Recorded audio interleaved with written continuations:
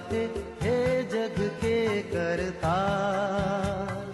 डूबे हुओं को दे दो सहारा, कर दो बेड़ा पार।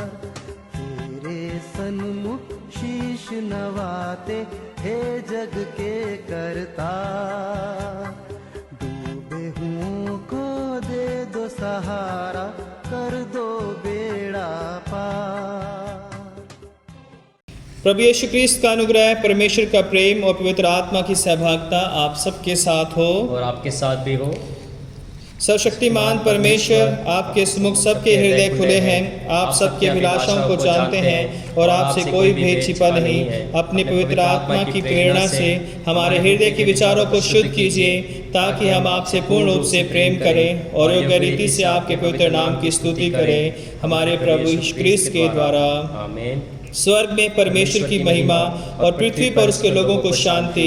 हे प्रभु परमेश्वर, स्वर्गीय राजा, सर्वशक्तिमान पिता परमेश्वर, हम आपकी आराधना करते, आपको धन्यवाद देते और आपकी महिमा के कारण आपकी स्तुति करते हैं।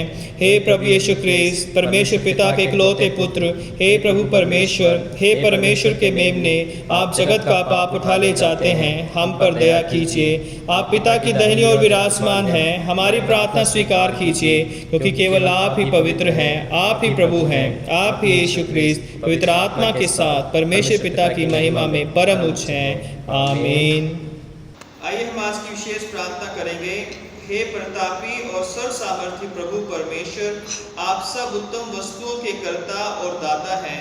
हमारे हृदय में आपके नाम के लिए प्रेम उत्पन्न कीजिए, हमारे भीतर आपके प्रति सच्ची भक्ति को बढ़ाइए, हम में सब प्रकार की भलाई को पुष्ट कीजिए और अपनी बड़ी दया से हमें भलाई के पथ पर बनाए रखिए, हमारे प्रभु यीशु मसीह के द्वारा, जो आपके पवित्र आत्मा के साथ एक परमेश्वर हैं और अब तथा सदा सर्वदा जीवित और राज्य करते हैं। आमीन। हमारे सामने पवित्र शास्त्र के पाठ पढ़े जाएंगे।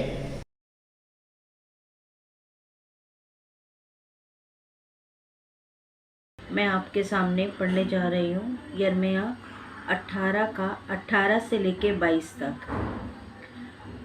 तब वे कहने लगे, चलो यिर्मयाह के विरुद्ध युक्ति करें, क्योंकि ना याजक से व्यवस्था व ज्ञानी से सम्मति व भविष्यवक्ता से वचन दूर होंगे। आओ हम उसकी कोई बात पकड़कर उसका नाश कराएं और फिर उसकी किसी बात पर ध्यान ना दें। हे यहोवा, मेरी ओर ध्यान दे और जो लोग मेरे साथ झगड़ते हैं उसकी बातें सुन। क्या भलाई के बदले में बुराई का व्यवहार किया जाए? तू इस बात का स्मरण कर कि मैं उनकी भलाई के लिए तेरे सामने प्रार्थना करने को खड़ा हुआ, जिससे तेरी जलजलाहट उन पर से उतर जाए।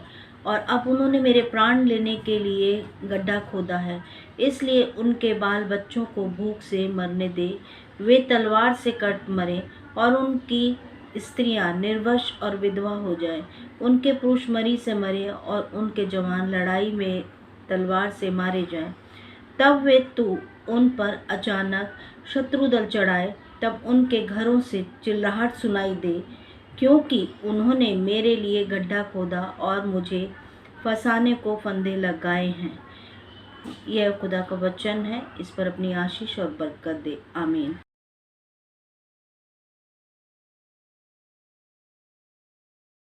आप सबको जय मसीह की। मैं पढ़ूंगी पवित्र शास्त्र में से भजन संहिता, उसका 35 अध्याय 11 से लेकर 28 तक। झूठे साक्षी खड़े होते हैं और जो बात मैं नहीं जानता वही मुझसे पूछते हैं। वे मुझसे भलाई के बदले बुराई करते हैं, यहाँ तक कि मेरे प्राण उब जाते हैं। जब वे रोगी थे तब तो मैं टाट पहने रहा और उपवास कर करके दुख उठाता रहा, और मेरी प्रार्थना का फल मेरी गोद में लौट आया। मैं ऐसी भावना रखता था कि मानो वे मेरी संगी या भाई हों। जैसे कोई माता के लिए विलाप करता हो, वैसे ही मैंने शोक का परिवाह पहने हुए सिर झुकाकर शोक किया। परंतु जब मैं लड़ने लगा तब वे लोग आनंदित होकर इकट्ठे हुए। नीच लोग और जिन्हें मैं जानता भी नहीं था, वे मेरे विरुद्ध इकट्ठे हुए और वे लगातार मुझे फाड़ते रहे। उन पाखंडी भाड़ों के समान जो पेट के लिए उपहास करते हैं, वे मुझ पर दांत पीसते हैं। हे प्रभु, तू कब तक देखता रहेगा इस विपत्ति से जिसमें उन्होंने मुझे डाला है। मुझको छुड़ा। जवान सिंहों से मेरे प्राण बचा ले। मैं बड़ी सभा में तेरा धन्यवाद करूँगा। बहुतेरे लोगों के बीच में मैं तेरी स्तुति करूँगा। मैं झूठ बोलने वाले शत्रु मेरे विरुद्ध आनंद न करने पाए। जो अकारण मेरी बेरी हैं, वे आपस में नैन से सहन न करने पाए, क्योंकि वे मेल की बातें नहीं बोलते, परंतु देश में जो शांति पूर्वक रहते हैं उनके विरुद्ध छल की कल्पनाएं करते हैं। उन्होंने मेरे विरुद्ध मुंह पसेर के कहा, आहा आहा, हमने अपनी आँखों से देखा है। हे यहोवा, तूने तो देखा है, चुप ना रह। हे प्रभु, मुझसे दूर ना रह। उठ और मेरे न्याय के लिए जाग। हे मेरे परमेश्वर, हे मेरे प्रभु, मेरा मुकदमा निपटाने के लिए आ। हे मेरे परमेश्वर यहोवा, तू अपने धर्म के अनुसार मेरा न्याय चुका और उन्हें मेरे विरुद्ध आनंद न करने दे। वे मन में कहने ना पाए, हमारी तो इच्छा पूरी हो गई। वे यह ना कहें, हम उसे निगल गए हैं। जो मेरी हानि से आनंदित होते हैं, उनके मुंह लज्जा के मारे एक साथ काले हों। वे जो मेरी विरुद्ध बड़ाई मारते हैं, वे लज्जा और अनादर से ढक जाएं। जो धर्म से प्रसन्न रहते हैं, वे जय जयकार और आनंद करें और निरंतर कहते रहें, यहोवा की बड़ाई हो। जो अपने दास के कुशल से प्रसन्न होते हैं, जो अपने मुंह से तब मेरे मुंह से तेरे धर्म की चर्चा होगी और दिन भर तेरी स्तुति निकलेगी। ये परमेश्वर का वचन है। परमेश्वर का धन्यवाद हो। आमीन।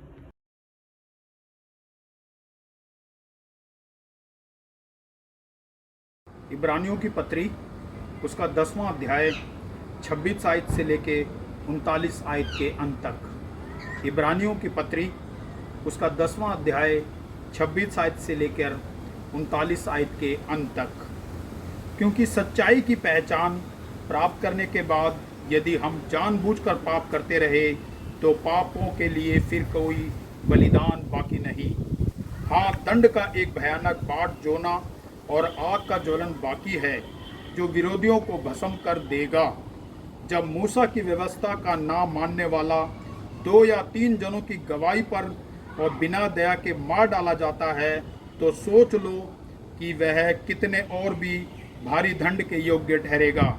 जिसने परमेश्वर के पुत्र को पांव से रौंदा और वाचे के लहू को, जिसके द्वारा वह पवित्र ठहराया गया, अब अपवित्र जाना है और अनुग्रह के आत्मा का अपमान किया। क्योंकि हम उसे जानते हैं जिसने कहा, पलटा ना लेना, मेरा काम है, मैं ही बदला दूंगा। और फिर यह कि प्रभु अपने लोगों का न्याय करेगा।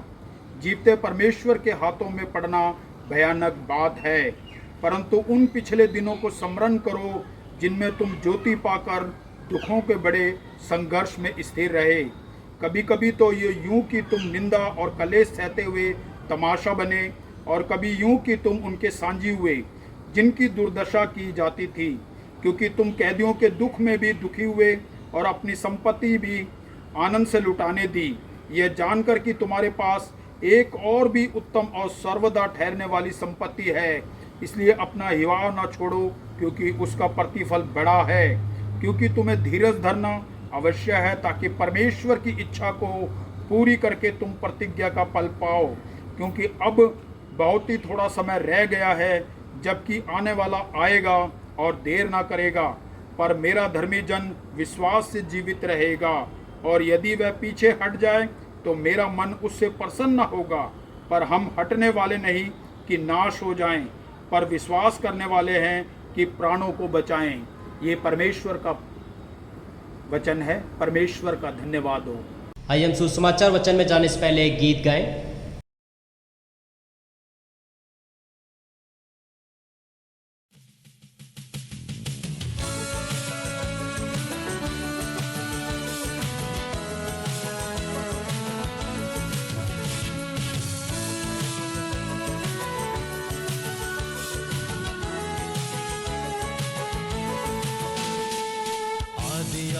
अंत तू ही है, अल्फा और ओमेगा तू ही है, दूतों की स्तुति भी तू ही है, बुद्धि और सब ज्ञान तू ही है।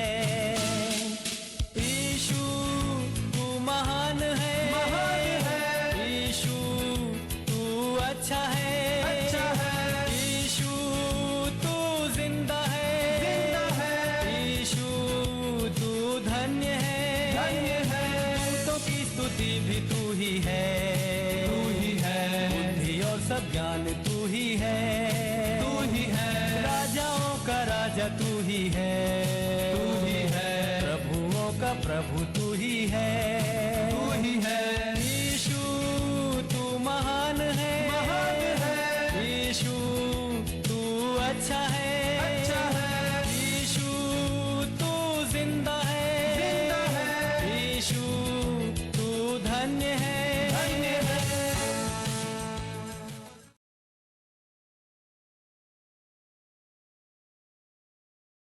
आज के मनन के लिए जो सुसमाचार का हिस्सा लिया गया है वो पाया जाता है मरकुस रचित सुसमाचार उसका 3रा अध्याय और 20 आयत से 30 आयत तक। Gospel according to saint Mark chapter 3 verses 20 to 30। हे प्रभु क्रिस्त आपकी महिमा हो। जब उसके कुटुंबियों ने यह सुना तो उसे पकड़ने के लिए निकले, क्योंकि कहते थे कि उसका चित्त ठिकाने नहीं है। और शास्त्री जो यरूशलेम से आए थे यह कहते थे कि उसमें शैतान है, और यह भी कि वह दुष्टात्माओं के सरदार की सहायता से दुष्टात्माओं को निकालता है। और वह उन्हें पास बुलाकर उनसे दृष्टांतों में कहने लगा, शैतान क्यों कर शैतान को निकाल सकता है, और यदि किसी राज्य में फूट पड़े तो वह राज्य क्यों कर स्थिर रह सकता है, और यदि किसी घर में फूट पड़े तो वह घर क्यों कर स्थिर रह सकेगा। और यदि शैतान अपना ही विरोधी होकर अपने में फूट डाले तो वह क्यों कर बना रह सकता है, उसका तो अंत ही हो जाता है। किंतु कोई मनुष्य किसी बलवंत के घर में घुसकर उसका माल लूट नहीं सकता जब तक कि वह पहले उस बलवंत को न बांध ले, और तब उसके घर को लूट लेगा। मैं तुमसे सच कहता हूँ कि मनुष्य की संतान के सब पाप और निंदा जो वे करते हैं क्षमा की जाएगी, परंतु जो कोई पवित्र आत्मा के विरुद्ध निंदा करे वह कभी भी क्षमा ना किया जाएगा, वरन वह अनंत पाप का अपराधी ठहरता है, क्योंकि वे यह कहते थे कि उसमें अशुद्ध आत्मा है। ये प्रभु क्रिस्त का शुभ समाचार है। आमीन। प्रभु यीशु मसीह के नाम में एक बार फिर से आप सबों को जय मसीह की। परमेश्वर का मैं धन्यवाद करता हूँ कि परमेश्वर ने एक बार फिर से हमें मौका दिया है कि हम उसके पवित्र नाम में उसके आराधना कर सकें, उसके नाम को धन्य कह सकें। और आज जो संडे का दिन है इसमें हम सब फिर से प्रभु की इस आराधना में हम अपनी कलीसिया के साथ शामिल हो सकें। मैं प्रार्थना करता हूं और आशा करता हूं कि प्रभु में आप सब सुरक्षित हैं, प्रभु ने आप सबों को सुरक्षित रखा है। और आज का जो थीम है, हमारे सामने जो वचन के हिस्से पढ़े गए हैं, आज का जो थीम है the spiritual peril of denying the truth of God. The spiritual peril of denying the truth of God. परमेश्वर के सत्य को अस्वीकार करने पर मनुष्य आत्मिक संकट में पड़ता है। परमेश्वर के सत्य को अस्वीकार करने पर मनुष्य आत्मिक संकट में पड़ जाता है। और आज जो वचन के हिस्से हमारे सामने पढ़े गए, यिर्मयाह 18:18 से 32 और भजन 35, इब्रानियों 10:26 से 36 और मरकुस 3:20 से 30 तक मैंने आपके सामने पढ़ा है। और आज हम देखेंगे कि किस प्रकार से प्रभु यीशु मसीह के सत्य को अस्वीकार किया गया और किस तरह प्रभु यीशु मसीह ने कहा कि जो कोई उनके सत्य यानी पवित्र आत्मा से परिपूर्ण प्रभु यीशु मसीह के सत्य को अस्वीकार करता है, उसकी निंदा करता है, उसका वो पाप कभी भी क्षमा नहीं किया जाता है। तो प्रभु यीशु मसीह स्वयं सत्य हैं और प्रभु यीशु मसीह ने यूहन्ना 14:6 में कहा है कि मार्ग, सत्य और जीवन मैं ही हूँ। अगर हम पुराने नियम में देखते हैं तो इस सत्य को अर्थात प्रभु यीशु मसीह को अलग अलग रीति से प्रकट किया गया है, नबियों के द्वारा, याजकों के द्वारा और अन्य कई सारी जो घटनाएं थी जो सृष्टि में दिखाई गई उसमें सत्य को प्रकट किया गया। और नए नियम में प्रभु यीशु मसीह स्वयं परमेश्वर के पुत्र का रूप धारण करके आते हैं और अपने आप को उस सत्य परमेश्वर के रूप में प्रकट करते हैं, जिसका कि विरोध हम देखते हैं कि बहुत सारा विरोध शास्त्रीय फरीसियों ने किया।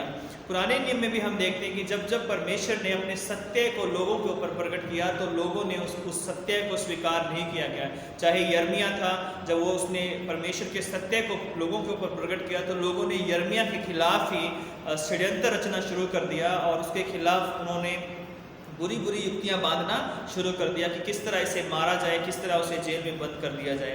और इसी तरह अनेक जो परमेश्वर के नबी थे, जो उस परमेश्वर का सत्य वचन लेकर आए थे, उनको लोगों ने सताया, मारा और उस सत्य को अस्वीकार कर दिया। और इस कारण हम इजराइल की हिस्ट्री पढ़ते हैं, बाइबल पढ़ते हैं कि किस तरह से इस्राएली लोगों के ऊपर बहुत सारे कष्ट आए, दंड आए, क्योंकि उन्होंने परमेश्वर का जो सत्य था उसको स्वीकार नहीं किया। नए नियम में जब यीशु मसीह स्वयं देधारी होकर संसार में आते हैं तब उन्हें भी लोगों ने स्वीकार नहीं किया।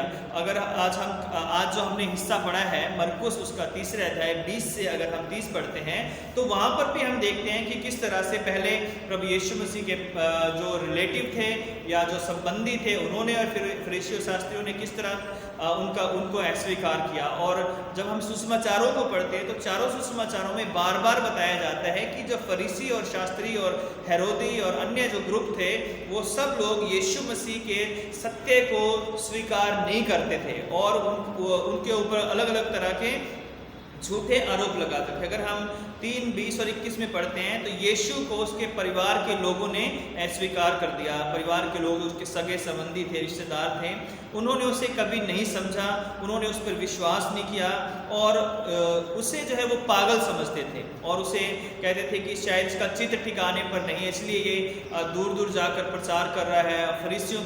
फरीसियों ने शायद रिपोर्टिंग की होगी कि देखो ये हमारी व्यवस्था को तोड़ रहा है, ये कर रहा है, वो कर रहा है। तो उसी आधार पर रिश्तेदारों ने सोचा कि यीशु मसीह का दिमाग ठिकाने पर नहीं है।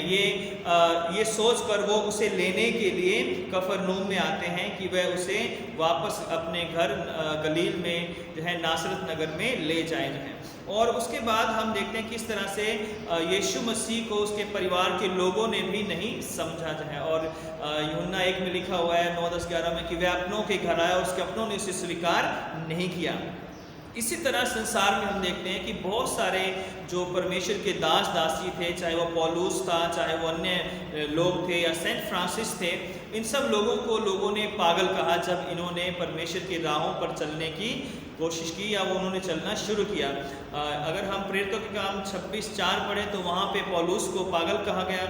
अगर हम सेंट फ्रांसिस के बारे में पढ़ते हैं तो सेंट फ्रांसिस के बारे में जब हम हिस्ट्री में पढ़ते हैं तो सेंट फ्रांसिस को भी पागल कहा गया जब उन्होंने अपनी सारी संपत्ति को गरीबों में बांट दिया और उन्होंने एक गरीब व्यक्ति के वस्त्रों को धारण कर लिया और उसके बाद उन्होंने लोगों की सेवा करना शुरू किया तो लोगों ने जो है उन्हें पागल कहा। तो फिर फरीसियों को अगर हम देखते हैं तो फरीसी लोग जो थे उन्होंने भी प्रभु यीशु मसीह पर तरह तरह के झूठे आरोप लगाए और उसके सत्य को, जो सत्य परमेश्वर सत्य उनके पास लेकर आया था, उस सच्चाई को उन्होंने ग्रहण नहीं किया। अगर हम सुसमाचारों को पढ़े और ये जाने कि क्या क्या आरोप उस पर लगाए गए तो हम देख सकते हैं कि यीशु मसीह पर आरोप लगाया गया कि वह शब्द के दिन का पालन नहीं करता, वह व्यवस्था का विरोध करता है, वह स्वयं को परमेश्वर कहकर परमेश्वर की निंदा करता है। तो यानी इस निंदा या ब्लास्फेमी का जो उसके ऊपर आरोप लगाया गया, तू मंदिर का अपमान करता है, तू पाप क्षमा करता है क्योंकि पाप क्षमा करने का अधिकार केवल परमेश्वर को है, तू कर देने से मना करता है, तू दुष्ट आत्माओं के सरदार बालजबूल की सहायता से दुष्ट आत्माओं को निकालता है और तेरे चेले और तू उपवास नहीं करते हैं, तू पापियों के साथ उठता बैठा। तो ऐसे अनेक आरोप जो प्रभु यीशु मसीह पर लगाए गए हम बाइबल के अंदर देखते हैं, नए नियम में हम देखते हैं, सुसमाचारों में देखते हैं जो लोगों द्वारा उन पर आरोप लगाए गए। तो ना तो उसके घर के लोगों ने यीशु मसीह को स्वीकार किया, ना ही फरीसी शास्त्रियों ने जो उसके अपनी जाति के अपने धर्म के लोग थे उन्होंने उस पर विश्वास किया। और इस कारण फरीसियों ने कहा, अगर हम 22वीं आयत से हम पढ़ते हैं, 23 से हम 30 आयत तक पढ़ते हैं, तो वहाँ पर हम देखते हैं कि प्रभु यीशु मसीह ने उस एक दृष्टांत दिया कि किस तरह से जो शैतान है अगर वो अपना ही विरोधी हो जाए तो कैसे जो है शैतान को बाहर निकालेगा। अगर वो अपना ही विरोधी हो जाएगा तो उसका राज्य तो खत्म हो जाएगा। इसलिए जब उन्होंने 23वीं आयत में 22वीं आयत में कहा कि शास्त्री जो यरूशलेम से आए थे उन्होंने उससे कहा, उस यीशु से कहा कि उसमें शैतान है और वह दुष्टात्माओं के सरदार यानी बाल-जबूल की सहायता से दुष्टात्माओं को निकालता है। जो बाल-जबूल था उसे मक्खियों का राजा कहा जाता है। जैसे ढेर सारी मक्खियाँ होती हैं उसी तरह उसे मक्खियों का राजा कहा जाता है। और शैतान को दुष्टात्माओं का राजा कहा जाता है और मक्खियों को दुष्टात्माओं की सेना के रूप में यहूदी लोग मानते थे। और इस कारण वो कहते हैं कि यीशु मसीह जो है वो मक्खियों के राजा यानी शैतान बाल-जबूल का एजेंट है या बाल-जबूल का सेवक है और उसकी सहायता से उस बाल-जबूल की मदद से ही वो दुष्ट आत्माओं को निकालता है। और इसलिए प्रभु यीशु मसीह उनको कहते हैं कि उन्हें एक दृष्टांत देते हैं और कहते हैं कि शैतान कैसे शैतान को बाहर निकाल सकता है और यदि किसी राज्य में फूट पड़े तो वो राज्य कैसे स्थिर रह सकता है। और यदि शैतान अपना ही विरोधी हो जाए तो शैतान का राज्य तो कभी बना नहीं रह सकता, क्योंकि वह क्योंकर बना रह सकता है, उसका तो अंत ही हो जाएगा। अर्थात यदि शैतान कि आत्मा से प्रभु यीशु मसीह दुष्ट आत्माओं को निकालते हैं तो शैतान का राज्य तो खत्म हो जाएगा, क्योंकि शैतान अपना ही विरोधी होगा और जिस राज्य में फूट होगी तो वो राज्य कभी स्थिर नहीं रह सकता। उसी तरह से प्रभु यीशु मसीह ने कहते हैं कि यदि कोई व्यक्ति जो है किसी के घर को, बलवान के घर को लूटना चाहता है तो तब तक नहीं लूट सकता जब तक उस बलवान को बांध ना ले। और यहाँ पर वो बलवान व्यक्ति यीशु मसीह हैं और वो बलवान जो उस घर को, उस बलवान व्यक्ति के घर को लूटने वाला व्यक्ति है जो उससे भी बलवान है, तो वो यीशु मसीह को दर्शाता है। और यीशु मसीह तभी दुष्ट आत्माओं को निकाल सकते हैं जब वो उन दुष्ट आत्माओं के ऊपर अपना अधिकार रखेंगे या उनसे ज़्यादा पावर प्रभु यीशु मसीह के अंदर होगी जो है। तो यीशु मसीह यहाँ पे उन्हें उदाहरण देते हैं। तो यहाँ पर भी हम देखते हैं कि प्रभु यीशु मसीह को वो अस्वीकार कर देते हैं। तो आगे हम देखते हैं कि यीशु मसीह ने उनसे कहा कि मैं तुमसे कहता हूँ मनुष्य के संतान के सब पाप और निंदा जो वे करते हैं क्षमा की जाएगी, परंतु जो कोई पवित्र आत्मा के विरुद्ध निंदा करे वह कभी क्षमा ना किया जाएगा, वरन वह अनंत पाप का अपराधी ठहरेगा, क्योंकि वो ये कहते थे कि उसमें अशुद्ध आत्मा है। तो जो फरीसी और शास्त्री थे वो प्रभु यीशु मसीह पर, जैसे मैंने बताया कि अलग अलग दोष लगाते थे, हर बात में वो प्लानिंग करके उस पर दोष लगाते थे। उसमें कहते थे कि वो दुष्ट आत्मा है। क्यों कहते थे? क्योंकि प्रभु यीशु मसीह तो पवित्र आत्मा से परिपूर्ण होकर काम करते थे और वो उस पर झूठा आरोप लगाते थे, है ना। इसमें कोई भी सच्चाई नहीं थी और वो झूठे आरोप लगाते थे कि ये जो है व्यवस्था को तोड़ता है, ये शब्द का दिन के पालन नहीं करता है, ये दुष्ट आत्माओं के सरदार से दुष्ट आत्माओं को निकालता है। तो इस कारण हम देखते हैं कि प्रभु यीशु मसीह कहते हैं कि मेरे अंदर जो पवित्र आत्मा है और मैं पवित्र आत्मा से काम करता हूँ और पवित्र आत्मा की सामर्थ्य से बीमारों को, दुष्ट आत्माओं को चंगा निकालता हूँ। और तुम जो कहते हो कि मेरे अंदर दुष्ट आत्मा है तो ये पाप तुम्हारा कभी क्षमा नहीं किया जाएगा। और इस कारण प्रभु यीशु मसीह ने कहा कि जो पवित्र आत्मा की निंदा करेगा, जो पवित्र आत्मा यीशु मसीह के अंदर काम कर रहा है, उस पवित्र आत्मा की निंदा करेगा तो उनका ये पाप कभी क्षमा नहीं किया जाएगा। तो क्यों ये पाप इतना भयंकर है? क्यों? क्योंकि जो फरीसी और शास्त्री थे वो ऐसा पाप कर रहे थे, जानबूझकर वो उस पाप को बार बार कर रहे थे, यानी यीशु मसीह को अस्वीकार कर रहे थे। उनको अपनी जो दुकानें थी, अपने धार्मिक जो ठेकेदार वो बने हुए थे, जो झूठे झूठे उन्होंने नियम बनाए थे, उनके द्वारा उनका काम था पैसों को ऐंठना या पैसे कमाना, ज़्यादा से ज़्यादा अपने घरों को भरना और लोगों के ऊपर भारी भारी बोझ डाल देना। और उस बात का प्रभु यीशु मसीह विरोध करते थे कि तुमने जो है अपने फ़ायदे के लिए व्यवस्था को इस्तेमाल किया है। और इस कारण फरीसी उससे चिढ़ते थे कि यदि यीशु मसीह की शिक्षाओं को लोग मानेंगे तो हमारी तो सारी जो इनकम है वो सारी बंद हो जाएगी। और इस कारण वो यीशु मसीह से चिढ़ते थे, उसका विरोध करते थे और उसकी सच्चाई को वो कभी स्वीकार नहीं करते थे। तो प्रभु यीशु मसीह जब कहते हैं कि ये सिन अगेंस्ट जो होली स्पिरिट है वो अनफॉरगिवेबल है, ये क्षमा ना करने वाला पाप है, क्षमा प्राप्ति करने वाला ना पाप है, जिसकी यानी क्षमा प्राप्त नहीं होगी कभी भी जो है। तो क्यों? क्योंकि वो लोग जानबूझकर उन्होंने अपने हृदय को कठोर कर लिया था। वो पूरी प्लानिंग करके आते थे। वे अपने आप को तो बहुत धर्मी समझते थे।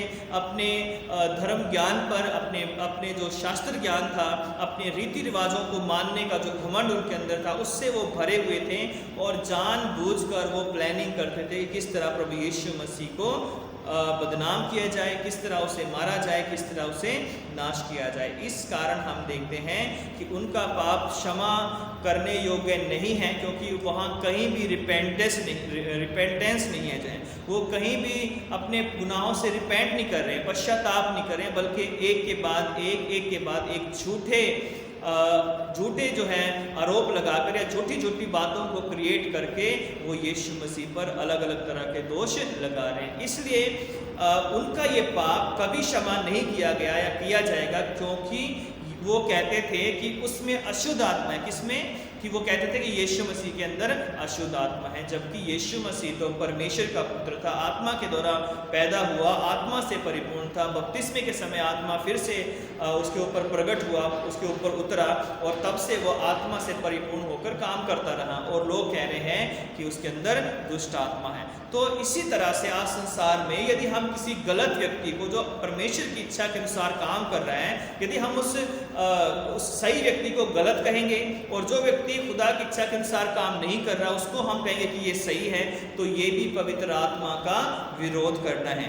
जब हम फरीसियों की तरह आत्म धार्मिकता से मुक्त होते हैं, अपनी प्रार्थना का घमंड, अपने किसी भी अन्य चीज़ का घमंड, अपने बाइबल ज्ञान का घमंड, अपने उपवास का घमंड, अपने बाइबल नॉलेज हमें बहुत सारी है, हमें बहुत सारी आयतें याद हैं, लेकिन उस पर शायद हम चलें या ना चलें, लेकिन बहुत सारे लोगों को घमंड होता है कि मुझे बहुत बाइबल है, बहुत बाइबल का ज्ञान है, या मुझे बहुत बाइबल आती है, मैं एक बात को मैं रटकर मैंने याद कर रखा है। लेकिन प्रभु का वचन ये नहीं कहता कि बाइबल पढ़ना या याद करना या इसको रटना गलत है। बिल्कुल सही है, इसे रटना चाहिए, इसे पढ़ना चाहिए, बाइबल को याद करना चाहिए, लेकिन इस बात पर घमंड नहीं करना चाहिए कि मुझे बाइबल आती है और दूसरे व्यक्ति को बाइबल नहीं आती है। बल्कि हमें उस व्यक्ति की सहायता करनी चाहिए कि जो ज्ञान हमें मिला है दूसरे को भी मिल सके, जो सामर्थ हमें मिली है दूसरे भी उस सामर्थ में भागी हो सके। जो परमेश्वर ने आशीषें हमें दी हैं, उन आशीषों के द्वारा आत्मा का जो ज्ञान हमें मिला है, जो ज्योति हमें मिली है,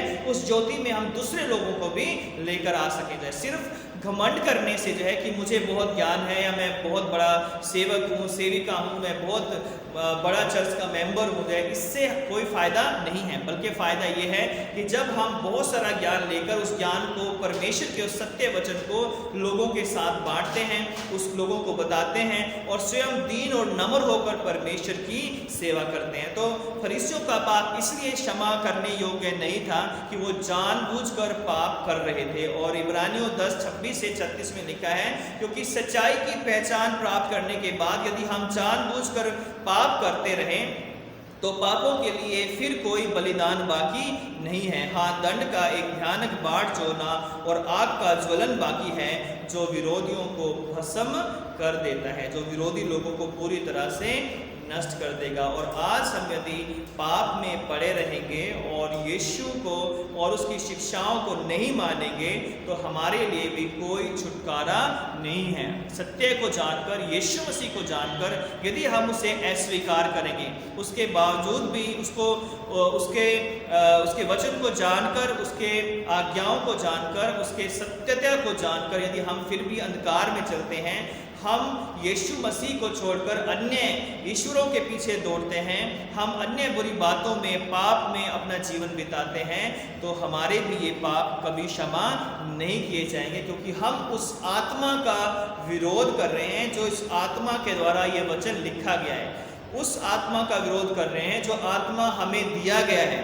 यीशु मसीह ने हमें पवित्र आत्मा सहायक के रूप में दिया है, और आज हम उस सहायक की, उस आत्मा की आवाज़ को नहीं सुन रहे हैं, तो हम आत्मा के खिलाफ गुनाह कर रहे हैं। ये बात सत्य है कि हम कमज़ोर हैं, लेकिन अगर हम कमज़ोर हैं तो अपनी कमज़ोरी को मानना चाहिए। यदि हम कमज़ोर भी हैं, पाप भी करते हैं, गलतियाँ भी करते हैं, और उसके बाद भी हम घमंड करते हैं कि हम धर्मी हैं, तो वो पाप है। क्योंकि यदि हम गलती करके मानते हैं कि हाँ परमेश्वर हमसे गलती हुई है, हमें क्षमा कर, तो परमेश्वर क्षमा करेगा। लेकिन अगर फरीसी और शास्त्रियों की तरह हम अपने दान देने पर, अपने चर्च आने पर या किसी भी काम पर घमंड करते हैं कि देखो मैं दशवांश देता हूँ। लूका 18 में जो उदाहरण है, एक व्यक्ति जब मंदिर में गया और प्रार्थना करने लगा कि मैं चुंगी लेने वाले के समान नहीं हूँ, है ना, मैं तो बड़ा धर्मी हूँ, उपवास रखता हूँ, दान देता हूँ, मैं व्यवस्था को मानता हूँ, शब्द के दिन को मानता हूँ। तो ये सब बातें जो है उसने करके यीशु मसीह ने उसे कहा कि ये व्यक्ति धर्मी नहीं ठहराया गया। तो आज यदि हम परमेश्वर के सत्य को अस्वीकार करते हैं, उसके आत्मा के विरोध में काम करते हैं, यीशु मसीह के वचन के विरोध में काम करते हैं, तो इसका दंड मुझे और आपको सबको एक दिन भोगना पड़ेगा जो है। और इसलिए जो है आज का वचन मुझे और आपको सावधान करता है, अलर्ट करता है कि आज से हम सावधान हो जाएं, कहीं हम परमेश्वर यीशु के सत्य को जानकर उससे रोज भटक तो नहीं रहे हैं, या उसकी सच्चाई को अपने तरीके से तो नहीं उसे इस्तेमाल कर रहे हैं कि भाई जो हमें सही लग रहा है, हमारे ऊपर फिट बैठ रहा है, हम उसको कह दें कि ये सही है, और जो हमारे विरोध में कोई वचन बात कर रहा है तो कह दें कि ये हमारे लिए नहीं है। तो प्रभु आप सबकी सहायता करें, मेरी भी सहायता करें, हर एक मसीह की सहायता करें कि हम परमेश्वर के सत्य को जानकर उसके विरोध में ना खड़े हों, बल्कि हम परमेश्वर के सत्य को स्वीकार करें और परमेश्वर के सत्य को स्वीकार करके उसकी आज्ञाओं को मानें। हम बार बार जो है जानबूझकर उन्हीं गुनाहों को ना करें जिन्हें हम जानते हैं कि ये परमेश्वर की दृष्टि में सही नहीं है। तो प्रभु आप सबकी सहायता करें और आप लोगों को हिम्मत और ताकत दें, हम सबको परमेश्वर आशीष दे और अपना अनुग्रह दे, ताकि हम इन वचनों पर चल सकें, इन वचनों को ग्रहण कर सकें और इन वचनों के द्वारा हम सबों को बहुत बहुत आशीष मिल सके। आइए हम अपनी आंखें बंद करेंगे और अपने सरों को झुकाएंगे और परमेश्वर से प्रार्थना करेंगे। हे सर्वशक्तिमान पिता, अपने पवित्र नाम में इन सब लोगों को आप आशीषित करें, अपनी महिमा और अपनी सेवा के लिए इस्तेमाल करें। पिता, जो वचन बोए गए हैं वो 100 गुना फल लेकर आएँ, और आपके पवित्र नाम में मेरे पिता परमेश्वर प्रभु यीशु मसीह हर एक व्यक्ति जो इस वचन को सुन रहा है, इस वर्शिप को देख रहा है, पिता उसके घर परिवार में आपकी सामर्थ काम करें, और पिता होने दे कि हम आपके खिलाफ और पवित्र आत्मा के खिलाफ कोई गुनाह ना करें, बल्कि हम आपके सत्य को स्वीकार करके आपकी महिमा कर सकें। सारा आदर महिमा जलाल आपको देते हैं, यीशु मसीह के सामर्थी नाम से इस प्रार्थना को मांगते हैं, आमीन। आप सबों को जय मसीह की। परमेश्वर आप सबों को बहुत बहुत आशीष दे और अपनी पवित्र आत्मा से आप सबों को परिपूर्ण करे। प्रभु में हमेशा बने रहिए, आमीन। आइए हम निकाया का विश्वास वचन एक साथ बोलेंगे। हम एक परमेश्वर सर्वशक्तिमान पिता पर विश्वास करते हैं, वह स्वर्ग और पृथ्वी का और समस्त दृश्य एवं अदृश्य वस्तुओं का करता है। हम एक प्रभु यीशु ख्रीस्त पर विश्वास करते हैं, वह परमेश्वर का एकलौता पुत्र, सर्वयुगों से पहले पिता से उत्पन्न, परमेश्वर से परमेश्वर, ज्योति से ज्योति, सत्य परमेश्वर से सत्य परमेश्वर, कृत नहीं वरन उत्पन्न है। उनका और पिता का तत्व एक है, उन्हीं के द्वारा सब वस्तुएं बनी। हम मनुष्यों के लिए और हमारे उद्धार के निमित्त वह स्वर्ग से उतर आए, पवित्र आत्मा की सामर्थ्य से वह कुंवारी मरियम से जन्मे और मनुष्य बने। पैंतुस पिलातुस के शासन में वह हमारे लिए क्रूस पर चढ़ाए गए, उन्होंने दुख भोगा, वह मरे और गाड़े गए। पवित्र शास्त्र के कथन के अनुसार वह तीसरे दिन जी उठे, वह स्वर्ग पर चढ़ गए और पिता की दाहिनी ओर विराजमान हुए। वह जीवितों और मृतकों का न्याय करने के लिए महिमा के साथ फिर आएंगे और उनके राज्य का कभी अंत न होगा। हम पवित्र आत्मा पर विश्वास करते हैं, वह प्रभु और जीवन दाता है, वह पिता और पुत्र से निकलता है, पिता और पुत्र के साथ उसकी आराधना और स्तुति की जाती है, वह नबियों के द्वारा बोला। हम एक पवित्र सार्वलौकिक और प्रेरित कलीसिया पर विश्वास करते हैं, हम पापों की क्षमा के लिए एक बपतिस्मे को मानते हैं, हम मृतकों के पुनरुत्थान की और आने वाले युग के जीवन की प्रतीक्षा करते हैं, आमीन। आइए हम सब जो अपने सरों को झुकाएंगे और प्रार्थना करेंगे। विशेषकर हम प्रार्थना करेंगे वो लोग जो इस वीक में अपने बर्थडे और वेडिंग एनिवर्सरी सेलिब्रेट कर रहे हैं, उन सब लोगों के लिए हम प्रार्थना करेंगे। वो लोग जो हमारी कलीसिया में बीमार हैं उनके लिए हम प्रार्थना करेंगे, और वो लोग जो कोविड से पीड़ित हैं या कोविड में जो लोग ड्यूटी कर रहे हैं, खासकर डॉक्टर्स, नर्सेज या अन्य सभी जो लोग हैं जो इस सर्विस में हैं, उन सब के लिए प्रार्थना करेंगे। और हम सब एक दूसरे के लिए प्रार्थना करें कि परमेश्वर हम सब पर दया करें, हमारी पूरी कलीसिया को, सब मसीहों के लिए हम प्रार्थना करेंगे। आइए हम अपनी आंखें बंद करेंगे और प्रार्थना करेंगे। सर्वशक्तिमान पिता परमेश्वर बड़ी दीनता नम्रता के साथ आपके चरणों में आते हैं। आपका धन्यवाद करते हैं जीवन की सारी आशाओं के लिए। अब तक आपने हमें संभाला है, आपका धन्यवाद करते हैं। प्यारे खुदावंद, इस महामारी में भी प्रभु आपने अब तक हमें सुरक्षित रखा है, बचाए रखा है, आपका धन्यवाद करते हैं। फिर से ये मौका दिया कि हम आपकी आराधना कर सकें, स्तुति कर सकें, आपका धन्यवाद करते हैं। हे प्रभु, विशेषकर हम इस वक्त हम प्रार्थना करते हैं जो लोग भी इस वीक में पिता परमेश्वर अपना बर्थडे सेलिब्रेट कर रहे हैं, वो लोग जो अपनी वेडिंग एनिवर्सरी सेलिब्रेट कर रहे हैं, उन सब के लिए हम प्रार्थना करते हैं आपका अनुग्रह उन पर हो, आपका पवित्र आत्मा उन पर दया करें मेरे पिता परमेश्वर। प्यारे खुदा, उनकी आयु को लंबी करना पिता परमेश्वर। जो लोग अपने बर्थडे सेलिब्रेट कर रहे हैं मेरे पिता, उनके घरों को, परिवारों को आप आशीषित करना। जो लोग अपनी सालगिरह मनाते हैं उनको भी आप ब्लेस करना, उनके पारिवारिक जीवन को, बच्चों को पिता, काम काज को ब्लेस करना मेरे पिता। जो लोग हमारी कलीसिया में बीमार हैं मेरे पिता परमेश्वर, उनके लिए प्रार्थना करते हैं मेरे पिता। या जो लोग भी इस वर्शिप को देख रहे हैं, यदि कोई बीमार है, यीशु मसीह के नाम से हम उसके लिए प्रार्थना करते हैं आपकी सामर्थ्य इसी वक्त उन्हें छुए और चंगा करे। हर एक बीमारी को यीशु नासरी के नाम से हम डांटते हैं और हर एक शराब को तोड़ देते हैं और आपकी आशीष हम मांग लेते हैं मेरे पिता परमेश्वर।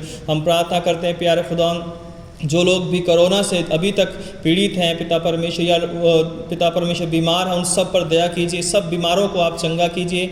और विशेषकर हम फिर से डॉक्टर्स के लिए, नर्सिस के लिए और सब स्टाफ के लिए, उन सब लोगों के लिए प्रार्थना करते हैं जो अभी भी पिता परमेश्वर हॉस्पिटल्स में या अन्य जगहों पर कोरोना पेशेंट्स के बीच में कार्य कर रहे हैं मेरे पिता परमेश्वर। आपका सामर्थ्य उनकी सहायता करें, उन्हें बचाए रख पिता परमेश्वर, ताकि वो बहुतों के लिए एक आशीष का, एक चंगाई का कारण बन सके मेरे पिता। प्यारे खुदा, अपनी पूरी कलीसिया को और सब लोगों को जो इस आराधना को देखते हैं उन सब के लिए प्रार्थना करते हैं आपकी आशीष हर एक जन पर होने पाए मेरे पिता परमेश्वर। धन्यवाद करते हैं आपने हमारी प्रार्थना को सुना है। हमारे देश पर दया कीजिए, हमारे प्रधानमंत्री, हमारे राष्ट्रपति और हमारे पूरे देश पर आपकी दया, आपकी करुणा बनी रहे और इस पूरे दिल्ली शहर पर आपकी आशीष बनी रहे। यहाँ के मुख्यमंत्री और जितने भी अधिकारीगण उन सब पर आपकी आशीष चाहते हैं। आपका धन्यवाद करते हैं, अब तक आपने हम सबों को इस जगह पर सुरक्षित रखा है ताकि हम आपकी आराधना कर सकें, स्तुति कर सकें और आपके वचन को लोगों तक पहुंचा सकें। आपकी सारी आशीषों के लिए धन्यवाद देते हुए इस प्रार्थना को उद्धारकर्ता प्रभु यीशु मसीह के नाम से मांगते हैं, आमीन। आइए हम पाप अंगीकार की प्रार्थना में जाएंगे। Page number 129 section 17। प्रिय भाई और बहनों, हमारे प्रभु यीशु क्रिस्त यह कहते हैं, हमारा प्रभु परमेश्वर ही एकमात्र प्रभु है। तो प्रभु अपने परमेश्वर को अपने संपूर्ण हृदय, संपूर्ण प्राण, संपूर्ण बुद्धि और संपूर्ण शक्ति से प्रेम कर, यह पहली आज्ञा है। दूसरी यह है, अपने पड़ोसी को अपने समान प्रेम कर। इनसे बड़ी और कोई आज्ञा नहीं है। परमेश्वर ने संसार से ऐसा प्रेम किया कि उसने अपना इकलौता पुत्र यीशु क्रिस्त दे दिया कि वह हमें पापों से बचाए, स्वर्ग में हमारे लिए निवेदन करे और हमें शाश्वत जीवन में पहुँचाए। इसलिए हम पश्चाताप और विश्वास के साथ अपने पापों को स्वीकार करें। हम परमेश्वर की कृपा से उसकी आज्ञाओं का पालन करने का और सब लोगों के साथ मेल मिलाप और प्रेम से रहने का पक्का संकल्प करें। हे सर्वशक्तिमान परमेश्वर, हमारे स्वर्गीय पिता, हमने मन, वचन और कर्म से आपके विरुद्ध और एक दूसरे के विरुद्ध पाप किया है। हमने अपनी ज्ञानता और दुर्बलता के कारण और जानबूझकर भी बुराई की है और भलाई करने में असफल रहे हैं। इन सब पापों के लिए हम सचमुच दुखी हैं और अंतःकरण से पश्चाताप करते हैं। आपके पुत्र यीशु क्रिस्त ने हमारे लिए अपने प्राण दिए। उन्हीं के कारण हमने जो पाप किए हैं उनको क्षमा कीजिए और ये वर दीजिए कि भविष्य में हम नया जीवन पाकर सदा आपकी सेवा करें, ताकि आपके पवित्र नाम की महिमा हो, आमीन। सर्वशक्तिमान परमेश्वर उन सबको क्षमा करता है जो एक दूसरे को क्षमा करते और सच्चा पश्चाताप करते हैं। वे आप सब पर दया करें, आप सबके पापों को क्षमा करें और उनसे आपको छुटकारा दे, सब भले कामों में आपको स्थिर और सबल करे और शाश्वत जीवन बनाए रखे, हमारे प्रभु यीशु क्रिस्त के द्वारा, आमीन। परमेश्वर का धन्यवाद हो। हम सब मिलकर मसीह की देह हैं। हम सब ने एक आत्मा के द्वारा एक देह में बपतिस्मा लिया है। हम ऐसे कार्यों में संलग्न रहे जिनसे शांति मिलती और एक दूसरे का निर्माण होता है। प्रभु की शांति सदा आपके साथ रहे और आपके साथ भी रहे। प्रभु यीशु मसीह के नाम में एक बार फिर से आप सबों को जय मसीह की। परमेश्वर का धन्यवाद करते हैं कि अब तक हमने प्रभु की अनुग्रह में बहुत सारी आशीषें पाई हैं और हर संडे की आराधना को हमने अटेंड किए हैं। प्रभु का धन्यवाद हो। और जैसा कि पहले भी हमने अनाउंसमेंट किया था कि हम अपनी ऑफरिंग्स जो है, जो हम रेगुलर चर्च में देते थे, अभी भी हमें अपनी ऑफरिंग को जो है अपने घर में नहीं रखना है, बल्कि हमें प्रभु के लिए उसको निकालना है। और उसके लिए जो है हम अपने जो ऑफरिंग है, या तो अपने आपके घरों में एक गुल्लक हैं, आप इन गुल्लक में जो है डाल सकते हैं। आपके पास ये चर्च द्वारा दिए गए गुल्लक होंगे, या आप अपने घर में जो है कोई ऐसा बॉक्स बना सकते हैं और उसमें जो है आप ऑफरिंग को डाल सकते हैं जो है, ताकि जो है जब भी आप चर्च में आते हो और उस ऑफरिंग को, उस गुल्लक को जो है, उस बॉक्स को आप ला सकते हो चर्च में। और हर शाम को जो है पास्टरेट कमेटी के लोग चर्च में होते हैं और संडे को सुबह होते हैं, तो आप कभी भी शाम को या संडे की मॉर्निंग में आकर जो है आप अपनी ऑफरिंग जो है भेंट कर सकते हो। तो ये समय है कि हम अपनी ऑफरिंग जो है प्रभु के नाम में जो है अपने अपने जो गुल्लक हैं हमारे पास या बॉक्स है उनमें हम डालेंगे जो है। आइए हम एक गीत गाएं, इस दौरान हमारी भेंट एकत्रित की जाएगी।